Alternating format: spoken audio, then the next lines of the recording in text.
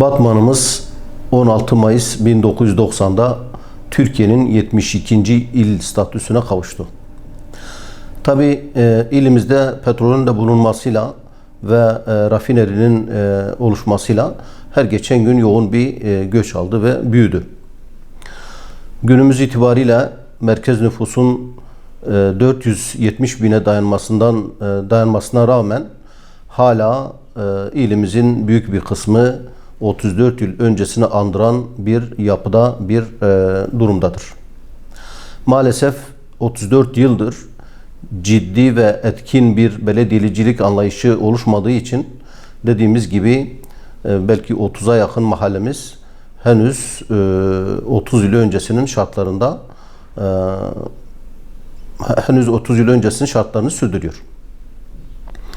Bugün itibariyle Batmanımız özellikle kuzey tarafındaki mahallelerde işte Çamlıtepe, Gültepe gibi mahallelerimiz her ne kadar modern bir şehir statüsüne kavuşmuşsa da fakat özellikle güney kısmı olan ve çarşı merkezinde bulunan mahallelerimiz çok sıkı ve çok yoğun bir nüfusa sahip olmakla birlikte çok dar sokaklara ve yaşanılamaz bir duruma neredeyse bir durum yaşıyor.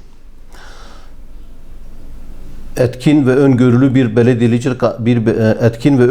bir belediyecilik anlayışıyla Batmanımızın sorunlarının büyük bir kısmı giderilebilir. Son birkaç yıldır belki Batman'da özellikle ana arterlerde ve merkeze yakın kısımlarda güzel gelişmeler oldu ise de fakat Batmanımız henüz şehirleşme anlamında hak ettiği noktada değildir. Belediye ve valilik dayanışması içerisinde ve dediğimiz gibi belediyenin öngörülü planlamasıyla Batmanımızda, ilimizde geri kalan mahallelerimiz de modern bir görünüme kavuşabilir. Özellikle bugün en çok sıkıntısını çektiğimiz sorunlardan bir tanesi olan yoğun trafiğin üstesinden gelinebilir. Aynı şekilde mahallelerimizin gelişimi sağlanabilir ve bu mahallelerimizde yaşamak zorunda kalan insanlarımız da bu gelişmiş mahallelerimizdeki sakinlerimiz, vatandaşlarımız, hemşerilerimiz gibi rahat bir yaşam ortamına, müreffeh bir yaşam ortamına kavuşturulabilir. Bunun için dediğimiz gibi öngörülü bir belediyecilik anlayışının devreye girmesi lazım ve gerçekten bu halka hizmet anlayışıyla hareket edilmesi lazım ki Batmanımızın büyük sorunları çözülebilsin, çözüme kavuşabilsin. Yine Batmanımızın en önemli sorunlardan bir tanesi bize göre sağlık sektöründeki yetersizliklerdir. Evet, bölge hastanemize bir araştırma hastanesi eklendi. Yıllar sonra da olsa. Fakat sağlık hizmetleri noktasında çok ciddi eksiklerimiz var. Şu anda yapılmakta olan 500 yataklı sonradan belki 700 yatağa dönüştürmek istenen bölge hastanemiz ise çok yavaş bir şekilde devam etmekte. Yapımı çok yavaş bir şekilde devam etmekte. Bizim endişemiz ise bu hastanenin bitirilmesinin yılları bulmasıdır. O zamana kadar da Batman halkı yine bu sağlık sorunlarıyla uğraşmak ve sıkıntısını çekme durumunda kalacaktır. İlimiz büyük şehire doğru adım atarken bu sorunların henüz devam ediyor olması Batman halkı için bir talihsizliktir ve ciddi bir sorundur. Dolayısıyla yine tekraren söylemek istiyorum. Öngörülü bir belediyecilik anlayışı ve valilik dayanışmasıyla Batmanımızın bu ciddi sorunları çözüme kavuşturulabilir. Batman sanayisinde ciddi eksikler var. Evet, şu anda birkaç tane organize sanayisinden daha bahsediliyor.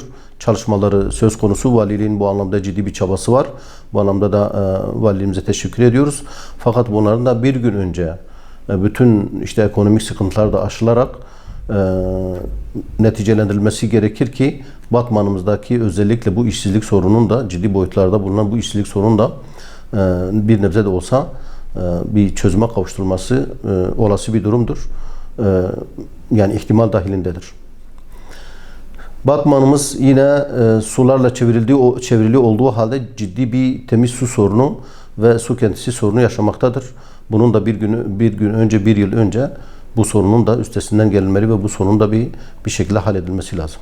Hasılı Batmanımızın hak ettiği bir şehir statüsüne kavuşabilmesi, modern bir hal alabilmesi için Zaten ilk önce yapılması gereken kentsel dönüşümün bir an önce devreye girilmesi lazım. Bunun için de belediyenin elini taşın altına koyarak etkin bir şekilde atacağı adımlarla bu kentsel dönüşümü başlatması lazım. Bu da kabiliyetli bir belediyecilik anlayışını ve programlamasını gerektiriyor. Bu konuda bizim de halkımız adına bizim burada ifade etmek istediğimiz ve ifade edeceğimiz lütfen bu kentsel dönüşümü hemen başlatmanızı istiyoruz. Yani belki burada söylenebilecek birçok sorun daha var. Fakat özellikle kentsel dönüşümün başlatmasıyla birlikte bu sorunların büyük bir kısmı çözülecek. Dolayısıyla gerek belediye yetkililerine gerek ise şehrimizin diğer yöneticilerine çağrımız şudur. Bir an önce Batman'ın bu ciddi sorunlarını çözüme kavuşturmak için bu kentsel dönüşüm adımlarını hemen atmanızı talep ediyoruz.